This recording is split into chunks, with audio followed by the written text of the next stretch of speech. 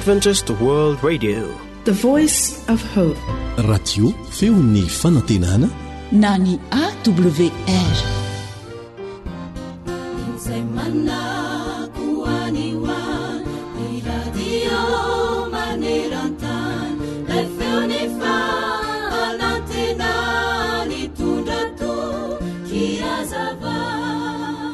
Tezitra be maka ho izy tamindrainy, avy alao andery dada, tsy mila zay volanareo tsy mila zay fanampianareo, azandroanao sakafo intsony koa.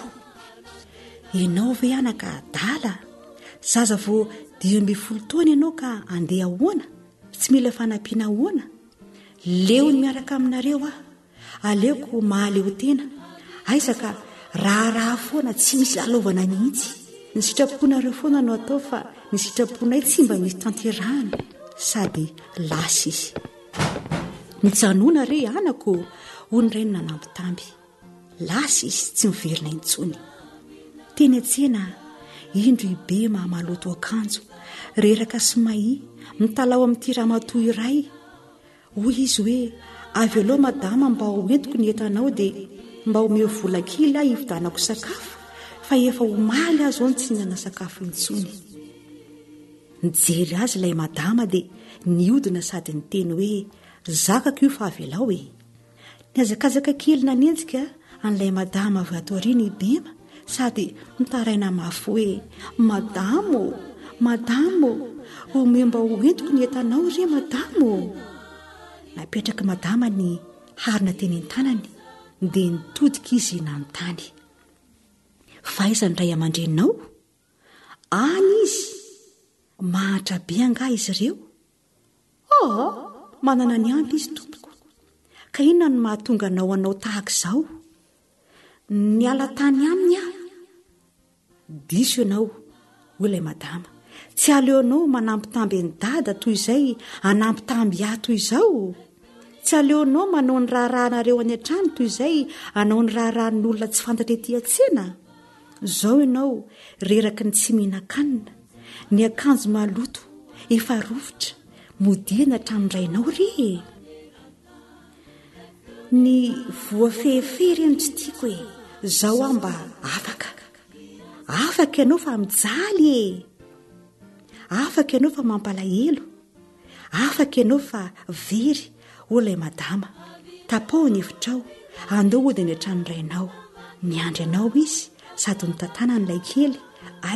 Olona mahafantatra azy ty madama ty. Mafy tokoa zany teo afaka izany toa ohatry ny miandrandra fahafahana ny olona iray rehefa mahatsiaro fa misy lalàna mife. Ny zanak'Andriamanitra, ny kristianina marina dia tokony hatsiaro fifaliana sy fahasambarana eo amin'ny fitandremana ireny lalàna miseho ireny, indrindra fa ny didy folo.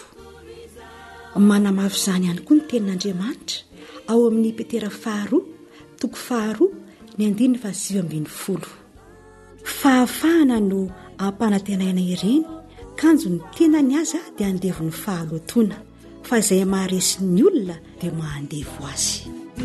Miteny ny Baiboly hanisan'andro no fonaina, raisoa mampofazamalaina, fartomotrany andro izao.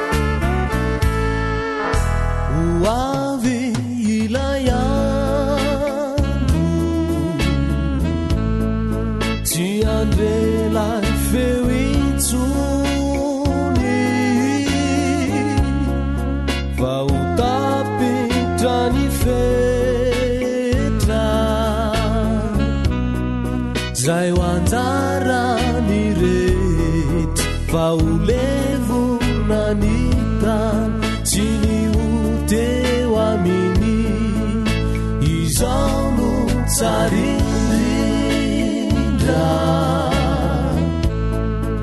anatonana ny tompo fantomotra ny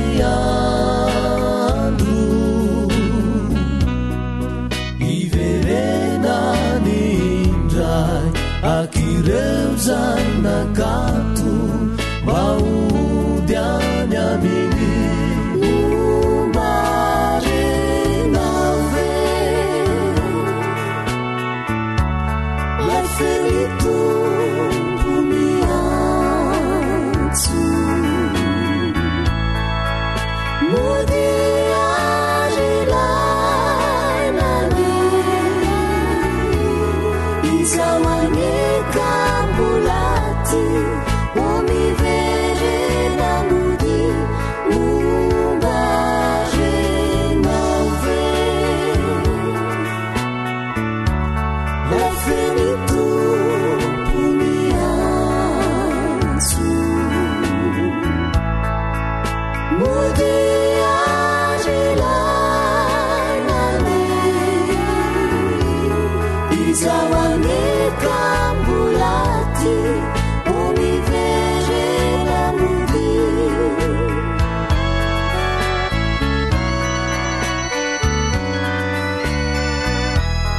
Isawane Cambulati, mi vede la mudi.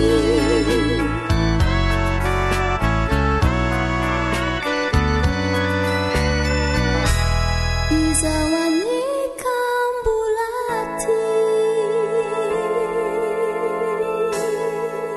Ilay feo ny fanantenana.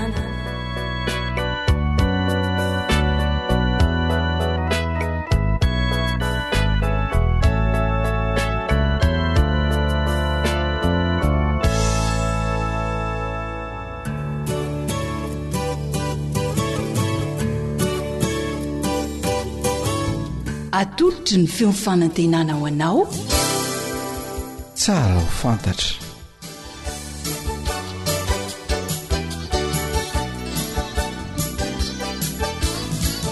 Ny fiainako sy ny lalàna. Ny fiainako sy ny lalàna.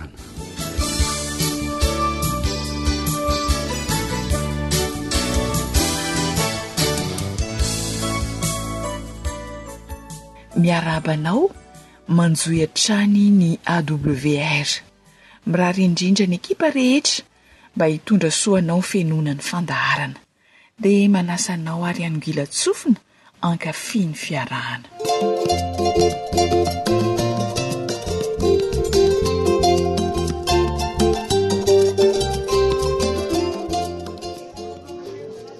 Kialalolona manahoany reko manao any dadatondrina? Avy aty aloha misotro ronono e. Io ry zefa, io aloha mba omeo ronono zanako vavy io a. Eo safidio izy mofo tiandriko e. Sao de sahirana amin'izany dadato fa zany efa avy ny sakafo e. Edre tsisy an'izany eo ry kalakely ty fa mihinana aloha. Hoany zay lanyriko fa dadato no mandoa azy. Na ho lanyriko daholo azy reo mofo rehetrareo.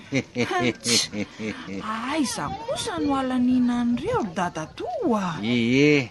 Hoano ary de tondray ny reniriko fa de zao afary izy hoe mba hiratra am'izay hono hoe ny masoandrotsika hoy dadatondrina hoe fa misy inona ry dadatoa? Zay fotsiny le ikalalolo tiako be fanontaniana. Zay fotsiny lazaina azy re tsy de efa fatany a.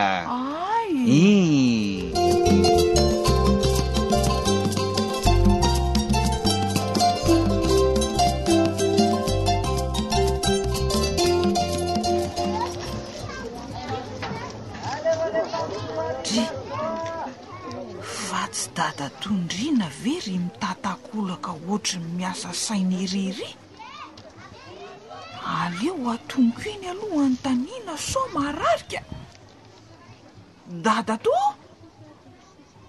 Dadatoa, fa manino dadato marary anga? Marary saina retsy. Marary be ny lohako e. Fa ahoany? Zany voatan'ny herinandro ny falifaly fa andray lovabe avy amin'ny dadatoa anareo ianao sy mamako zao mivadika hoe marary andoha. Fa lasa tsy anareo indray anga le lova e. Edre tena anay menada mihitsy ny lova fa ny olana ne re tsy ry lolona kely de tsy azo ny lova raha tsy misy taratasy fanamarihany. Ka inona tsy karakarana le taratasy ry dadatoa? Ka io indrindra ny ry zanako vavy no makarary ahy. Fa ahoana? Mpamboly sikopy ani no asan'ny dadatoa andriko fa tsy piasa birao ry kelakely ty. De maninona ka? Tsisy haiko retsina ny taratasy ilaina anaovana an'izany na ny toerana alia mba hanamboarana nyity taratasy. Nefa le izy atao ingaikaingana ihany. Ny reniriko koa moa za ihany ani no apresiany fa izo tsy mahavita an'izany. Nefa mba mila namana ihany rairay. Karaha izany ry dadatoa. Maninona raha manontany any radona sy foko tany a? Hevitra mety zay. Tena mety zay hevitrindriko zay kia. Fa zao izy iny ani somary bebe felonan'izay ho a de matahotra ihany sao de torono vony eo e. Lozany azo. Izy koa ve de anao an'izany ry dadatoa? Iza mahita. Aleo andramana aloha de ho ity eo e. Aleo fa za no antany azy de ampiko dadatoa e. De misaotra andriko zany ry kialakely a. Ny dadatoa andriko moa tsy de avaram-pianarana ka tsy malala zay ataony fa maimay ty andovako no dadatoko andriko ve. Tantara nosoratan'ny Zoanitra no narahanao teo, nandrenesana ny mpanoratra sy Rila.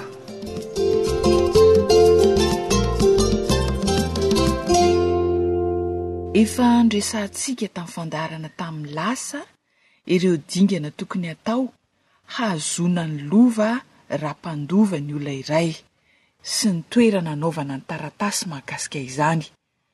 Mbola misy tsara ho fantatra ve mahakasika amin'ny fikarakarana ny taratasy fandovana. Andao ny vahintsika no asaina mali izany teo amin'ny micro namana Rila.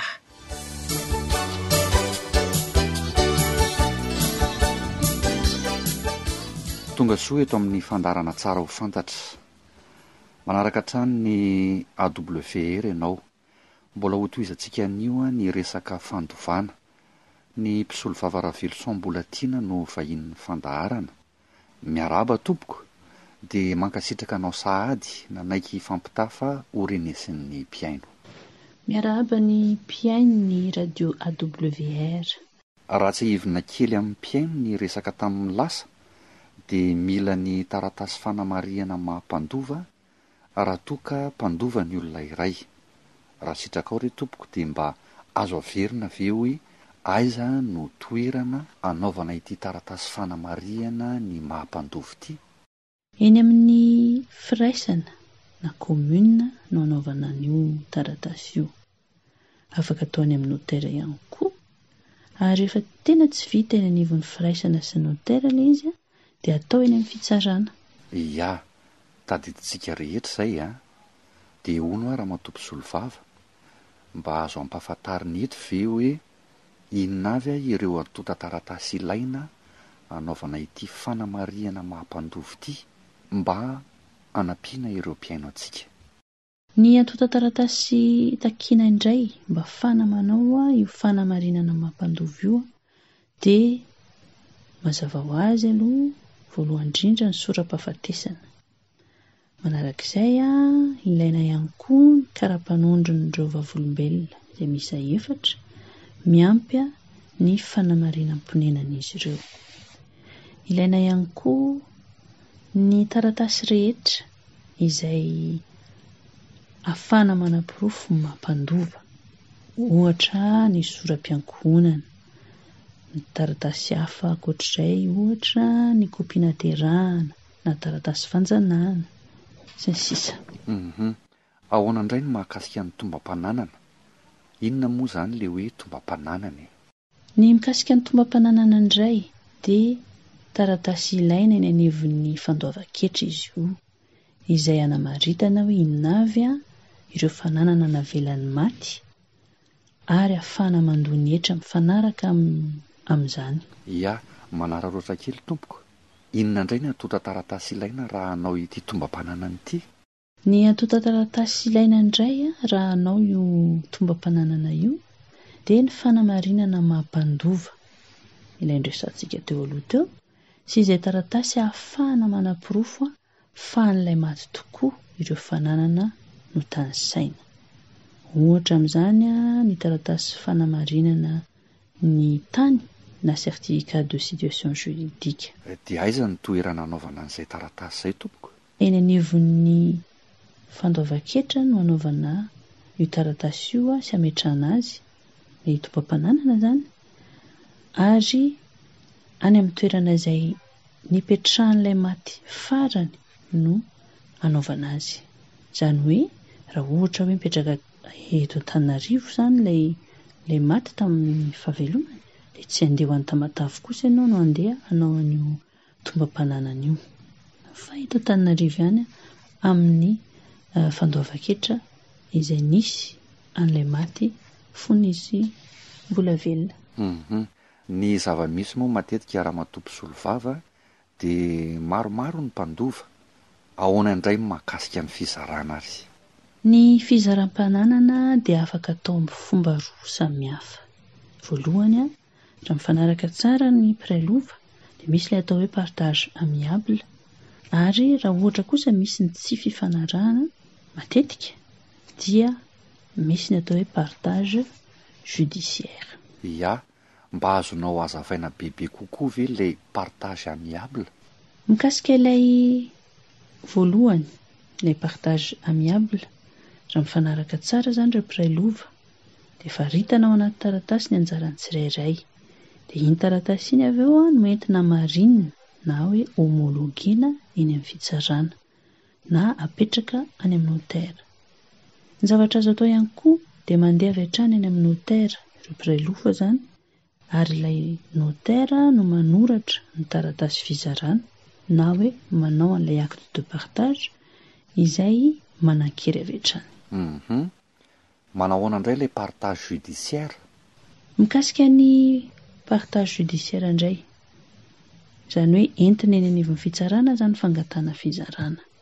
Matetika ny mahatonga ny fizarana entina angatahana eny amin'ny fitsarana dia na tsy nahita fanarana ny mpiray lova amin'ny anjarany tsirairay, na koa misy amin'ireo mpiray lova izay tsy mety manao ilay fizarana. Anjaran'ilay olona na ireo olona izany amin'ny mpiray lova izay maniry hiditra amin'ny fizarana no mampiditra ny raharaha ny fangatahanam-pizarana eny anivon'ny fitsarana. Mankasitraka indrindra raha matoa mpisolovava.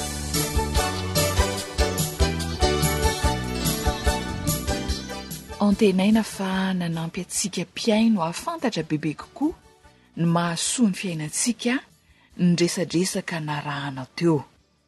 Isaorana indrindra ny mpisolovava Ravelo Sambolatiana ny fampizara tamin'ny malagasy ny mahasoa. Andriamanitra ne hita mandrakariva azy sy ny ankonany. Isaorana ihany koa ianao mpiaino manjoy hatrany ny fandaharana. Ifaraneto aloha ny fandaharana tsara ho fantatra, zoanitra sy rilano ny farimbona na totosa izany, ifanaovana mandra-pitafa dia ny tenin'ny soratra masina voasoratra ao amin'ny Salamo 7:7 no atolotra ianao manao hoe: matokian Jehovah ianao ka manaova soa, dia onina amin'ny tany ianao ka ho faly amin'ny fahamarinana. Samy hotahian'Andriamanitra to.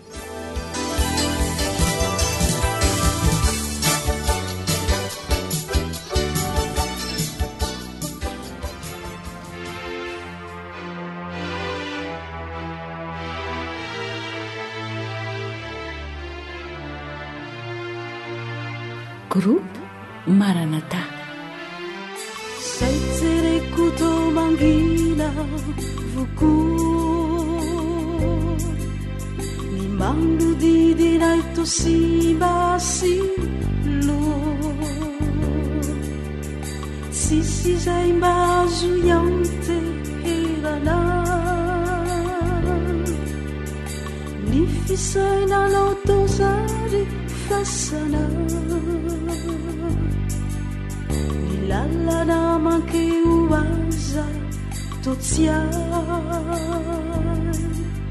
fa hantsana sy fitsapana mamay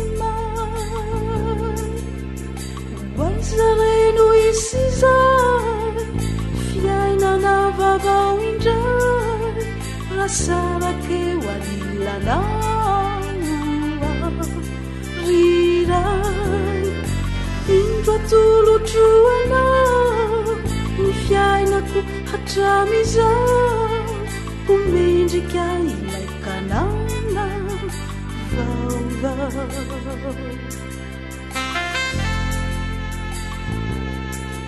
AWR Téléphone 034 06 797 62. Fifaliny indray misera nizao tenankosobolamene fala reo asambarane fahita koety fandrikeo antanandiby vidi yazavana taza kwaza inza simbani sinaitaku hana waisarenu isiza fiainana vavao indray rasarake wanilana riray indro atolotroana ny fiainako hatramizao homendrika ilay kanana vaovao waizareno isiza fiainana vavao indray rasarake walilana riray indro atolotroana ny fiainako hatramizao omendrika ilay tanàna vaovao.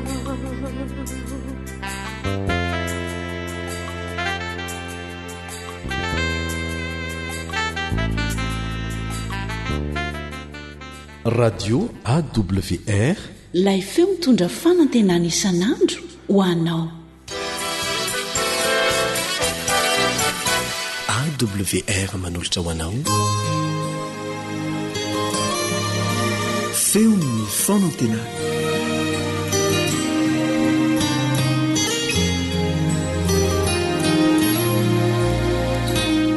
Fanomerabanao indray izay manaraka ity fandarana totry ny radio adventiste maneran-tany ity ny tenanay. Maniry mba handray aisoa sy fahombiazana ianao eo ampanarahan'izany. Eo amin'ny lafiny teknika Mosama, mpanolotra kosa Yolande Ratsiromanana.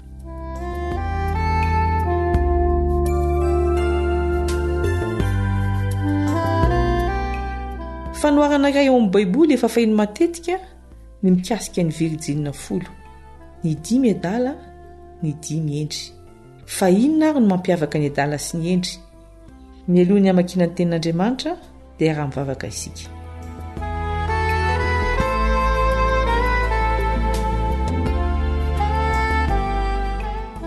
Ray malala izay any an-danitra, misaotra anao noho ny fotoana nomenao anay handraisana fampianarana avy aminao anio. Manatona anao izahay, hisory izay rehetra mampisaraka anay aminao, ary amin'ny anaran'i Jesosy no angatahana izany. Amen.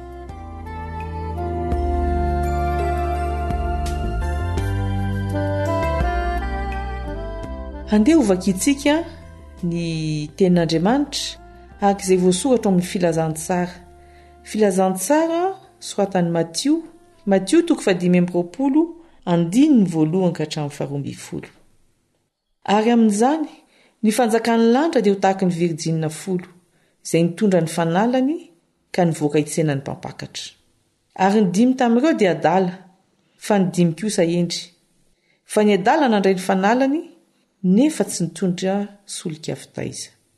Ary ny endry kosa nitondra solika tao amin'ny natin'ny fitondrany sy ny fanalany. Ary raha naharitrela ny mpampakatra dia samy rendrena avy izy rehetra ka dia natory. Ary noho ny mamatonalina dia nisy antso hoe indro ny mpampakatra, mivoamba hitsena azy. Dia nitsangana ireo Virjina ireo ka samy namboatra ny fanalany. Dia hoy ny adala tamin'ny endry, mba ho moekely amin'ny solika ireo izahay, fa efa ho faty ny fanalanay. Fa ny endry namalaka nanao hoe, sao tsy ampoanay sy ho anareo, fa mandehana makany ampivarotra ianareo ka mividiana ho anareo. Fa raha mbola lasa ny vidy izy, dia tonga ny mpampakatra. Ary izay efa niomana dia niara-niditra taminy tao amin'ny fampakaram-bady, ary dia narindrina ny varavarana. Ary rehefa afaka izany, dia tonga kosa ireo Virjina teo ka nanao hoe, tompoko, voa izahay. Fa izy namaly hoe, lazaiko aminareo marina tokoa, tsy fantatro ianareo. Ko amin'izany, miambeny ianareo, fa tsy fantatrareo na ny andro na ny ora.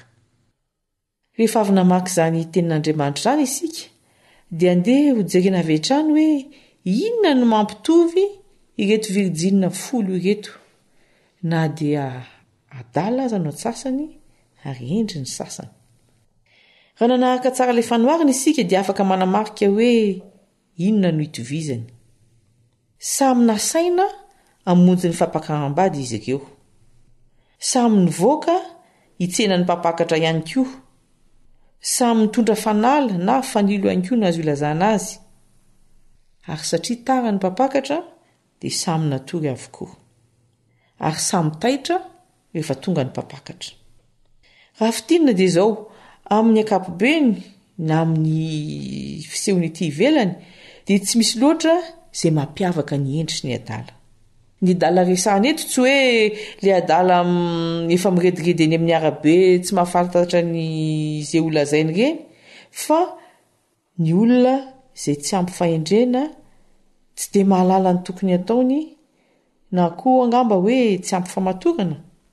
Fa rehefa nahita ny mampitovy ireo Virjina folo isika, dia andeha kosa hijery ny mampiavaka azy. nandinika fa zavatra tokana no tena mampiavaka ireo endry tamin'ny adala. Ny endry nitondra solika tao anatin'ny fitondrany sy ny fanalany, fa ny adala kosa tsy nitondra. Zany hoe raha zavaina amin'ny teny tsotra dia izao: ny endry nitondra fanala misolika, dia ankoatran'izay izy mbola nitondra reserve. Io le reserve io zany hoe raha sanatrika laniny ao anaty fanala dia mbola misy ambiny azo anampiana. Fa ny adala kosa dia ny olona tamin'izay tao anaty fanala fotsiny ihany. Ny olon-kendry zany dia olona mailo. Mitsinjo ny vody andro merika hoy ny fitenenana. Tsy manao tondraka ny homana anjara, fa mijery lavitra. Miomana fa mety ho lavitra ny dia, mety haharitra ny fiandrasana. Ka nanahoana nefa ny fifaran'izy ireo? Rehefa tonga mpapakatra dia tsy nanana solika intsony ireo adala, fa ny endry kosa mbola nanana. Eo ny adala vao tonga saina ary nangataka tamin'ny endry hoe mba omeo zahay. Nefa ataony endry ahoana moa ny anome azy zavatra tena ilainy ary tsy azo zaraina intsony? Eny, fanoharana ihany tiany tantarain'i Jesosy ity, ho fampieritrertana fa ny famonjena dia isam-batan'olona. Tsy afaka metehitra amin'ny hafa isika ka hanao hoe misy afaka mamonjy ahy foana eo e. Ny tsirairay dia tokony hiomana, fa tsy afaka hiomana ho an'ny hafa izy. Ny tsirairay ny tompona andraikitra amin'ny famonjena azy, fa tsy any tokony anilika andraikitra amin'ny hafa ihany koa. Rehefa lany solika ireo adala dia voatery ny tady mpivarotra. Efa voarindra ny varavarana vao tonga ireto, voatery ny vidy solika ireto, ka tsy tafiditra intsony. Eny, voafetra ny fotoana. Tsy tokony hitaredretra, fa rarotona ny fotoana mety hakana fanapahan-kevitra tsara. Araroto izao fotoana malalaka izao. Hamelona solika ny fanala, fa tsy andry ny alina na ny fotoan-tsarotra vao hitodododo hitady.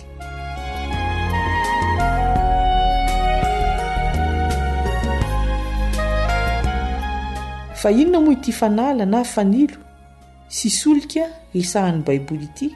Ao amin'ny Salamo 8:100, Salamo 8:100 ary ny 5:5 dia izao ny voalaza: fanilo ny tompotro sy fanazavana ny lalako ny teninao. Ny olona rehetra izany dia tsy tokony hisaraka amin'ny tenin'Andriamanitra eo am-piandrasana ny fiavian'i Jesosy fandroany. Ny Baiboly no fanilo na fanala, fanazavana ny lalana izay izorana. Ary mba hahatonga ny Baiboly havita ny asany dia mila solika. Hoy Jesosy eo amin'ny Jaona 4:4-20. Jaona 4:4-20. Fa ny mpananatra dia ny fanahy masina izay nirahany ray amin'ny anarako, izy no hampianatra anareo ny zavatra rehetra sy hampatsiaro anareo ny zavatra rehetra izay nolazaiko taminareo. Raha tao bango tokana izay voalaza teo dia ny Baiboly na ny soratra masina na koa ny tenin'Andriamanitra no fanilo ary ny fanahy masina no mampazava azy. Koa raha tsy manana ny fanahy masina sy ny Baiboly isika dia mandeha amin'ny aizina. Koa satria moa natomboka tamin'ny famakiana ny tenin'Andriamanitra izao fandalinana izao, dia ho faranana ihany koa amin'ny famakiana ny tenin'Andriamanitra. Arak'izay voalaza ao amin'ny Tesalonianina 1:1-9. Fa ny amin'ny andro sy ny fotoana rahalahy dia tsy misy tokony hosoratako aminareo, satria nareo mahalala marimarina fa ho avy toy ny mpangalatra amin'ny alina ny andron'ny tompo. Raha misy olona manao hoe miadana sy mandry fahizay, dia anjo azy tampoka ny fandriganana, toy ny fahararian'ny vehivavy raha miteraka ka tsy ho afa mandositra mihitsy izy. Fa ianareo rahalahy tsy ao amin'ny maizina mba hatratra anareo toy ny mpangalatra ny andro izany. Fa ianareo rehetra dia zanaky ny mazava sy zanaky ny andro, tsy an'ny alina na an'ny maizina isika. Koa aza mba matory toy ny sasany isika, vaoka hiambina ka ho ny tena. Fa izay matory dia matory amin'ny alina, ary izay mamo dia mamo amin'ny alina.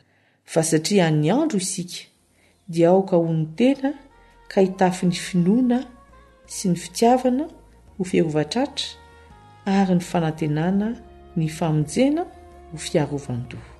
Ho tanteraka aminao, ho tanteraka amiko isan'ny teny izany. mbola iara-mivavaka isika.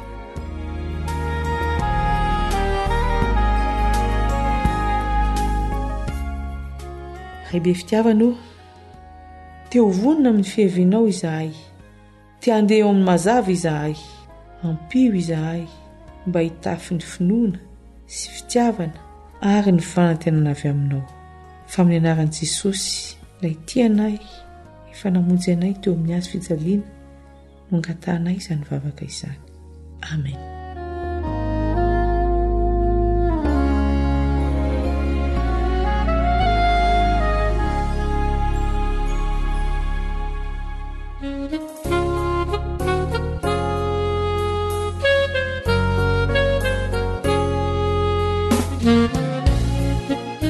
Dominique sy Mr Vonjy.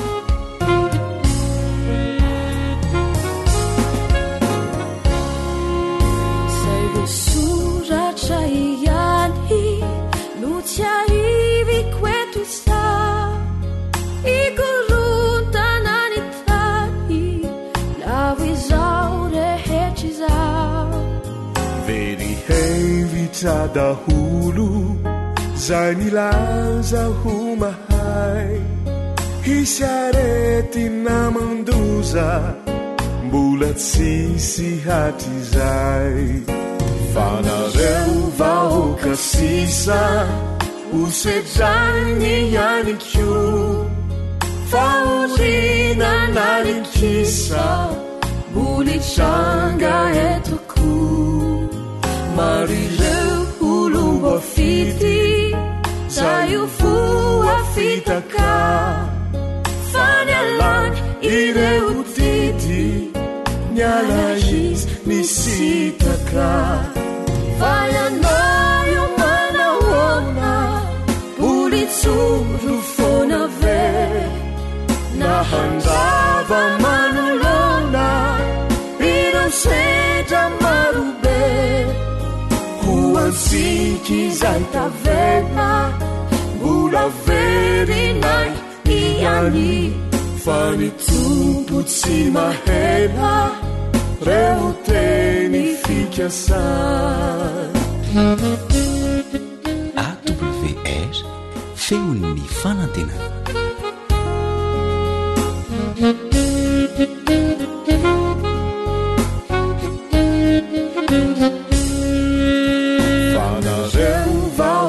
Sisa ho sedrany ihany ko, fa orina narinkisa mbola hitranga etoko. Marireo olombo fity zay ho foa fitaka, fa nialany ireo dity niala izy nisitaka. Fa ianao manahoana bolitsoro fona ve, nahandrava manolona ireo sedra marobe.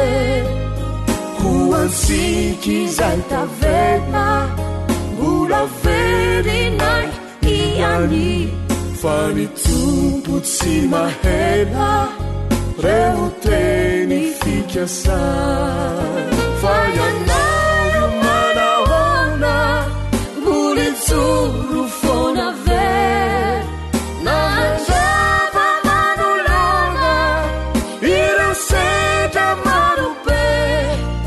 Hoantsika izay tavela mbola verinay ihany, fa ny tompo tsy mahela reo teny fikasana. Hoantsika izay tavela mbola verinay hatrany, fa ny tompo tsy mahela reo teny fikasana. Zay lay onja ny fanantenana.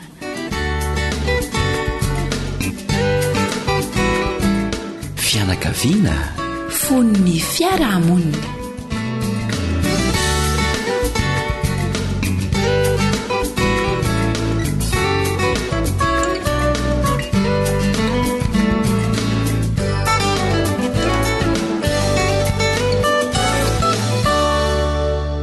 manolotra ny arahaba sy fankasitrahananao manaraka ny fandaharantsika.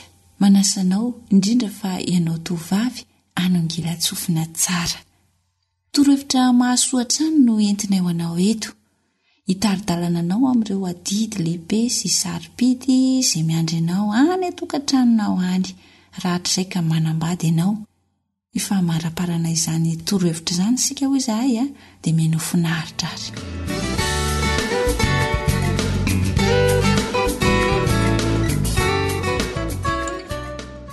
Ny reny no mpanjaka vavin'ny tokantrano. Toerana tena ambony dia ambony, izany mpanjaka vavy anao izany ry tovavy. Ko mila fahamendrehana na ny fisehoanao ivelany, na ny fihetsikao, na ny toetranao, indrindrandrindra ny fitondrantenanao. Dia andenge ho jerentsika tsirairay ny mikasika izany.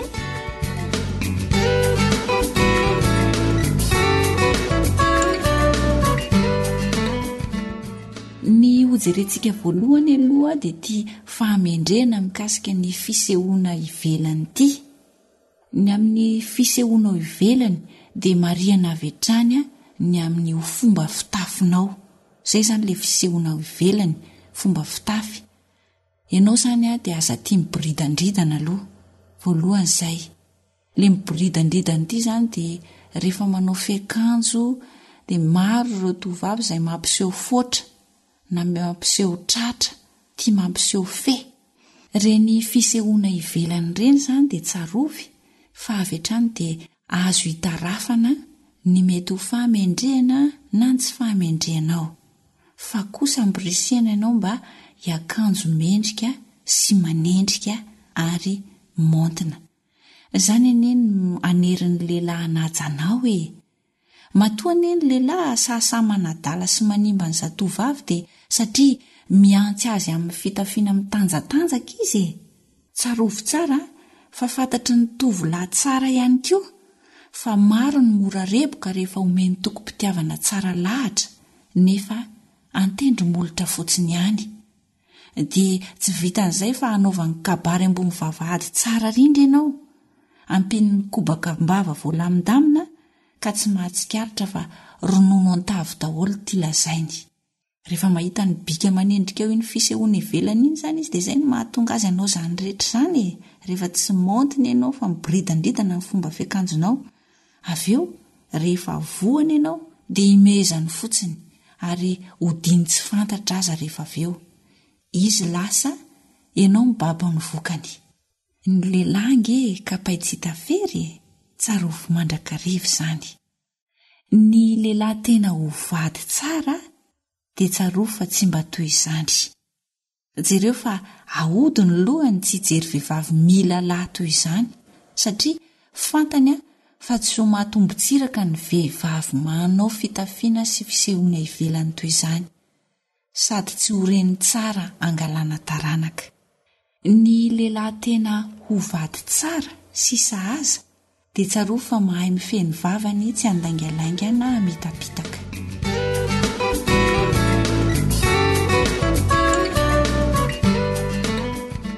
Ny fahamendrehana faharoa izay tsara ampahafantarina anao tovavy dia mikasika ny fihetsika.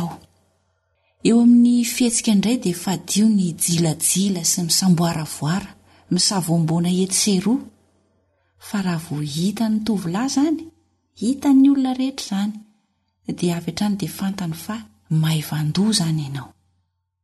Ianao anie ilay ho mpanjaka vavy ka lanjalanjao izany ny ataonao. Fadio ny miavinavina, nefa asio fetra, asio fatra ny fahasariahanao, izany hoe rehefa misarika izany ianao dia asio fetra sy asio fatrany fa aza miavinavina. Hiatao ihany koa ny tanan'ny lehilahy izay mitady hikasikasika na hanafosafonao. Anisan'ny fihetsika tokony ho ataonao mandrakariva izany dia esoro ny tanan'izay lehilahy miazona ela ny tananao, fa fihetsika hafahafa ihany koa izany. Alaviro ny lehilahy miresaka eo am-pototsofinao, fihetsika ilainao hoay ihany koa izany. Hialao ny lehilahy izay mivandravandranao rehefa miresaka aminao. dia lavo am-panajana ny fanasan'ny lehilahy mangataka anao hitokatokana miaraka aminy. Tena fandrika ho anao izany ary mizara manaja tena fa ho mpanjaka vavy ianao.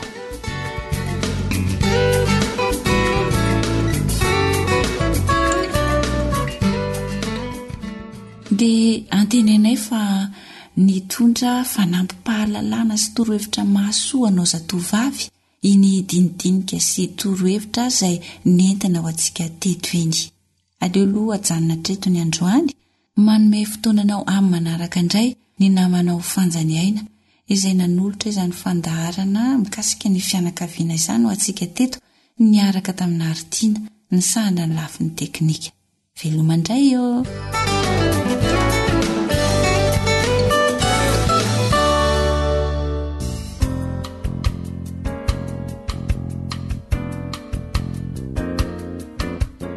Raiso ny adresy ahafahanao mifandray aminay awr malagasy @gmail.com.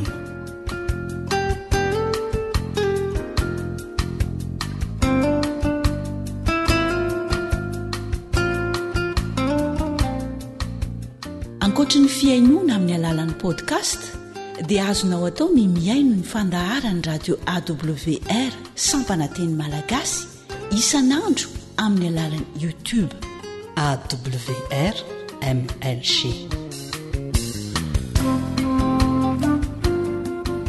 Radio feon'ny fanantenana.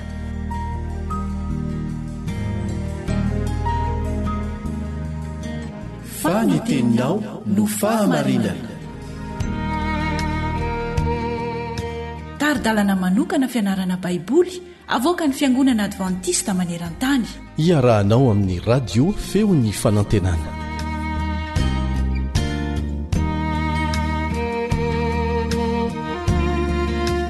Dia mahafaly ny mpiara-mianatra aminao Eliandry amin'ny tantsondray ny miara-mianatra ny tenin'Andriamanitra aminao amin'itian'io ity.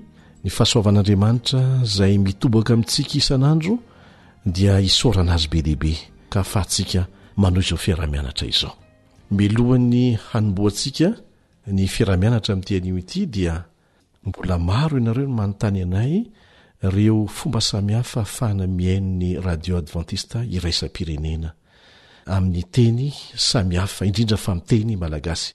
Azonao enona amin'ny onde courte koa ny fandarantsika satria isika nge manana lalana iraisam-pirenena manao an'izany dia azonao enona amin'ny onde courte izany amin'ity halavany onjapeo ity 770 metatra 770 metatra saingy tsy ny tengasy avokoa no mandeha mandritra an'izay fa ny fiainona ny tengasy no omenantsika isaky ny amin'ny enina maraina ka hatramin'ny 7 maraina eo amin'ny halavany onjapeo 770 metatra na 4.5 megahertz 4.5 indraindray mantsy eo amin'ny radiontsika eo tsy ahitana le hoe 770 sy ny sisa fa 4.770 reny no hitantsika ka eo amin'ny 4.5 no ahitanao azy afindranao amin'ny onde courte zany ny fiainona dia mbola miverina koa io isan'andro amin'ny 5 ka hatramin'ny 9 amin'ny 5 ka hatramin'ny 9 raha misy amintsika manana fanontaniana dia aza misalasala miantso anay amin'ity larana telefona ity 034 06 797 62 034 06 797 62 na 033 07 170 70 033 07 170 70. Akoatr'izay dia misy ny fianona ao anatin'ny site web ity ny anarany feofanantenana.org feofanantenana.org mitambatra sady zanatsoratra avokoa ilay hoe feofanantenana.org afaka jerenao amin'ny telefona afaka jerenao amin'ny ordinateur.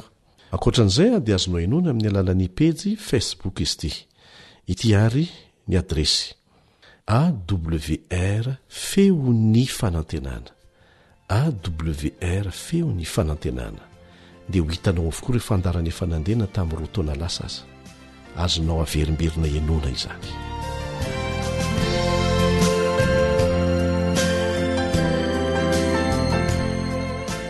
Eny ary dia hiditra amin'ny fiaramianatra isika ny boky ny genesisy no boky izay rahantsika mianatra mandritra ny andro maromaro mihitsy ka ho asesitsika tsikelikely ireo lesona izay sitomina ao anatin'izany ny mikasika ny famoronana izay nataon'andriamanitra no hiandohan'ny lesitsika ny andiny izay ny fantenana mba ho ataontsika fitadidy dia ao amin'ny genesisy toko 1:1 misy azy foikely mora tadidy kanefa tena sarobidy. Genesisy toko 1:1 tamin'ny voalohany Andriamanitra nahary ny lanitra sy ny tany. Tamin'ny voalohany Andriamanitra nahary ny lanitra sy ny tany. Asa raha fantatrao fa miresaka momba n' Jesosy mivantana ange ny boky ny Genesisy, ny Baiboly ray manontolo mihitsy aza. N Jesosy ilay mpamorona, mpanohana, mpanavitra atsika. Sady namorona izy no manohana atsika izy no manavitra atsika. Manasanao ange hamaky izay voalaza amin'ny Jaona toko 1:1 ka hatramin'ny 4. Jaona toko 1:1 ka hatramin'ny 4 ahitantsika an'izay. Tamin'ny voalohany ny teny. Iza re ty teny ty satria voalaza tokoa hoe tamin'ny voalohany Andriamanitra. Le teny zany Andriamanitra. Dia toizan'ny Jaona eto mihitsy hoe ary ny teny tao amin'Andriamanitra ary ny teny dia Andriamanitra. Izy tao amin'Andriamanitra tamin'ny voalohany. Izy no nahariana zavatra rehetra ary tsy izy dia tsy nisy nahariana zao zavatra ary zao na adiray aza. Izy no sy mpiainana ary ny fiainana ny fanazavana ny olona. Dia lazay ny ery amin'ny Jaona toko 1:7 fa Jesosy io teny io. Ka ny fahatongavan'i Jesosy tetỳ an-tany mba ho famonjenantsika rehefa lavo isika tsy teo akory Jesosy vo nisy. Fefa tamin'ny voalohany izy no nisy ary Andriamanitra izy. Ny teny hoe Genesisy dia avy amin'ny teny Grika manao hoe fiandohana. Zay ny dikany. Fiandohana. Boky mahatalanjona ny boky ny Genesisy. Ahitana tantara mahavariana momba ny fahagagana marobe. Teo ny famoronana, ny fahaterahana maro, ny fahitana ny havana, ny fitsarana. Ahitantsika ny tantaran'ny Safodrano, Sodoma sy Gomora, izay maneho fanatrehana feno ny fahamasinan'Andriamanitra. Boky ahitana tantara mampihetsi-po momba ny fitiavana koa nefa ny Genesisy. Malaza ao anatin'izany ny tantaran'i Jakoba sy Israely. Ao koa ny tantara momba ny fankalana, ny vokatry ny fahotana teo amin'ny Jakoba sy Esau sy ny maro hafa izay mbola ho kiraintsika eto tsikelikely. Boky feno torolalana koa nefa ny boky ny Genesisy. Ahitana lesona maro momba ny fitsim-pitondran-tena, ny finoana ary ny momba ny fanantenana sy ny teny fikasana ny amin'ny fanavotana. Zava-dehibe araka izany ny fanokanantsika fotoana hianarana ny boky ny Genesisy. Tena tombontsoa lehibe ny fahalalana omen'Andriamanitra antsika amin'izany. Ary tsy fahalalana fotsiny fa azoantsika hery koa izany. Ny tena ny fantohan'ny fiarahantsika mianatra nandritry ny andro vitsivitsy dia ny Genesisy toko 1 sy ny Genesisy toko 2 izay mirakitra lesona momba an'Andriamanitra sy ny taranak'olombelona tao anatin'ny asa famoronana izay nataony. Ny anarantsika teto fa mifamatotra amin'ny famoronana ny nametrahan'Andriamanitra ny andro sabata. Tsy any jiosy ny sabata fa sabata ny Jehovah Andriamanitra, fa tsy sabata ny jiosy velively. Mazava ara-Baiboly zany. Efa narivo fotoana ny taorianany nametrahan'Andriamanitra ny sabata vao niforona ny firenena jiosy. Mankalaza ny fitsingerenany fotoana izay namoronan'Andriamanitra tsika isika isaky ny tonga ny sabata. Ary manomana antsika ho any amin'ilay fiainana tsara lavitra izay tian'Andriamanitra honena antsika mandrakizay ny fiarahantsika isa-sabata ary mitaiza ny fiainantsika isan'andro. Ny anarantsika teto koa ny adido ny men'Andriamanitra antsika olombelona, ny fomba namoronany antsika ho tahaka azy. Ary indrindra mahaliana sy mahafinaritra indrindra ny mahafantatra fa ny zavatra rehetra no arian'Andriamanitra ani dia nataony no ny fitiavany antsika. Fahasoavana zany. Tsy misy afa-tsy fahasoavana ny nampisy antsika. Namorona ny lanitra sy ny tany Andriamanitra raha mbola tsy nisy ny olombelona. Tahaka ny famoronana antsika, ny fanavotana antsika koa dia fanomezana avy amin'Andriamanitra. Mampalahelo moa fa taty aoriana no ny adiny tsara sy ny ratsy misy eto amin'ity tany ity dia miezaka mafy Satana mba hanoerana izany famoronana izany. Hala ny Andriamanitra, fahavalo ny Andriamanitra dia tianyko isika mba haka fahavalo an'andriamanitra dia miezaka izy mampiditra hevi-diso amin'saintsika. Manasanao hamaky izay voalaza ao amin'ny boky fanabeazana kristianiny takila 7:30 sy ny takila 7:10 sy ny 7:10. Koa satria saina iray ihany ny fototra ny avian'ny boky ny zavaboary sy ny boky ny fanambarana dia tsy afaka ny tsy irindra ireo. Mitovy ihany ireo fahamarinana lehibe ambarany na dia amin'ny fomba samihafa sy fiteny samihafa aza.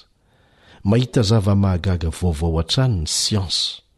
Kanefa raha azo tsara araka ny tokony ho izy ireny vokatry ny fikarohana ara-tsiansa ireny, dia tsy tokony hifanohitra velively amin'ny fanambarana avy any an-danitra. Ny zavaboary sy ny pejy voasoratra na ny tenin'Andriamanitra dia mifanome fahazavana. Mampafantatra antsika an'Andriamanitra izy ireny amin'ny fampianarany lafin-javatra momba ny lalàna izay idiriny an-tsehatra. Arak'izany dia tsy tokony hifanipaka zany ny siansa marina sy ny tenin'Andriamanitra. Ary isaoran'Andriamanitra fa tsy mitsahatra manome pirofony zany ireo manam-pahaizana ara-tsiansa manao fikarohana. Toizantsika ny vaky teny. Ny fanatsoahana hevi-diso avy amin'ny zava-misy hita eo amin'ny zavaboary. Ty zany ilay siansa diso dia mahatonga ny maro hevitra fa misy fifanoherana eo amin'ny siansa sy ny fanambarana. Teo amin'ny fiezahana merina indray ny firindrana dia misy foto-kevitra ny ekena ho fanazavana ny Baiboly. Kanefa lasa nanamaivana sy nanafoana ny herin'ny tenin'Andriamanitra indray zany. Ny geolojia, ny jeolojia na ny fandiniana ny toetoetry ny tany dia noheverina fa mifanipaka tanteraka amin'ny fanazavana ara-bakteny ny fanambaran'i Mosesy momba ny famoronana. Dia lazaina fa taona maro atapitrisany nylaina vo afaka nyvoatra ny ala tamin'ilay endriny foana ny tany. Ka mba hampifanarahana ny Baiboly amin'izany fanambarany siansa izany dia natao hoe tsy voafaritra mazava fa midadasika ireo fotoana ny trangan'ny famoronana. Mety ho tao anatin'ny taona narivony na tapitrisany maro mihitsy azy zany. Ajantsika kely eo. Averina ihany. Raha tapitrisany taona vo mety ho vita zany araka ny fisainana maha-olombelona antsika, dia ao anatin'ny 9 andro monja dia vita n'ilay Andriamanitra namorona antsika. Mitovy amintsika ve zany Andriamanitra? Ka terentsika tsy maintsy amin'ny fotoana ilayntsika avitanan'izany vo havita n'ilay izy. Mijanona tsy ho Andriamanitra tsoro ny Andriamanitsika raha mitovy amintsika ny zavatra hainy sy mety ho vitany. Tsy mitombona ny tsoakevitra tahakan'izany hoy ny toy ny vaky teny eto. Izay voasoratra ao amin'ny Baiboly dia mifanaraka tsara ary mifandrindra amin'izay ampianarany siansa marina eo amin'ny zavaboary. Hinoko fa haitsika tsara ny mandanjalanja an'izay fanambarana izay. Ny tompony hanamby antsika mba ahitantsika ny tomba mbidy no men'Andriamanitra antsika izay ny foron'ny tanany mihitsy ary no fofony ny fofonaina mahavelona. Ary ahita koa eo anivon'ny zavaboary izay ny foroniny ireo lesona be dehibe izay hanampy antsika amin'ny fiainana andavanandro ary hanapirofo amintsika isanandro sanandro fa nisy ary tena misy ilay Andriamanitra mpamorona. Amen.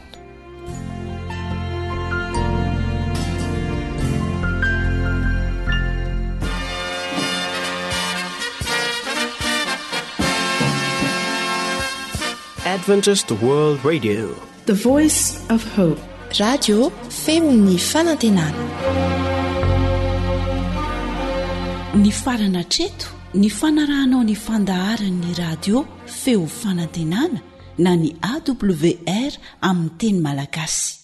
Azonao ataony mamerina miaino sy maka maimaim-pona ny fandaharana vokarinay amin'ny teny pirenena mihoatriny 100 amin'ny fotoana rehetra.